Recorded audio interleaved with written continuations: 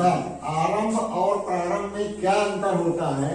आरंभ का मतलब भी होता है शुरू करना और प्रारंभ का मतलब भी होता है शुरू करना, लेकिन इसमें अंतर है। तो उसको हम कैसे पहचानेंगे, कहाँ लगाएंगे इसको, कहाँ आरंभ लिखेंगे और कहाँ पे प्रारंभ लिखेंगे? तो आरंभ का प्रयोग हम जो है करेंगे किसी कार्य या प्रक्रिया की पहली बार शुरुआत करना। किसी कार्य प्रक्रिया, जैसे हम क्या कर रहे हैं, घर बनाना शुरू कर दिए। क्या बनाना? घर बनाना शुरू कर रहे हैं। तो घर जब बना रहे हैं तो हम नींव उसकी खोद रहे हैं। तो हम क्या कर रहे हैं, घर का कार्य आरंभ कर रहे हैं। घर का कार्य आरंभ कर रहे हैं। जैसे नया साल आ गया, नए साल का आरंभ शुरुआत हो जाता है।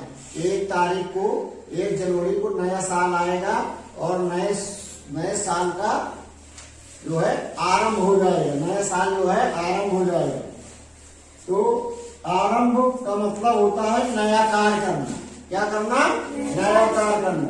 फिर प्रारंभ है हमारा।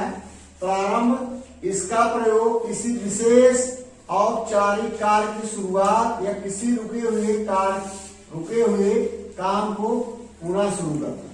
जैसे हम घर बना रहे हैं और घर बनाने के बाद हम क्या किए, घर हमारा कुछ बना हुआ है, घर कुछ बना हुआ है, तो उसी में हम फिर काम लगा के शुरू कर दिए। तो हम क्या किए, घर बनाने का कार्य प्रारंभ कर दिए।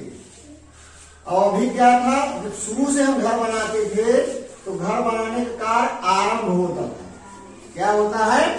आरंभ। घर बनाने का काम शुरू से कर रहे हैं।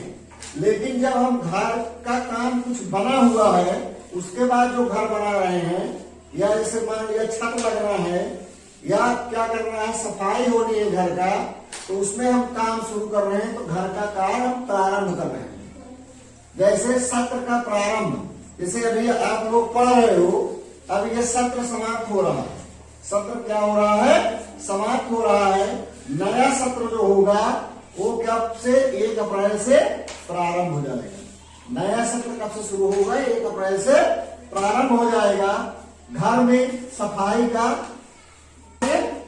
प्रारंभ, सफाई का कार्य प्रारंभ। जैसे घर का काम चल रहा है, उसमें हमने सफाइया का काम शुरू कर दिया, प्रारंभ कर दिया।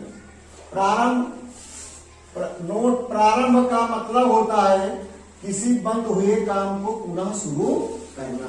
कोई काम बंद है तो उसको हम पुनः क्या करें, शुरू करें, तो हमारा क्या होता है?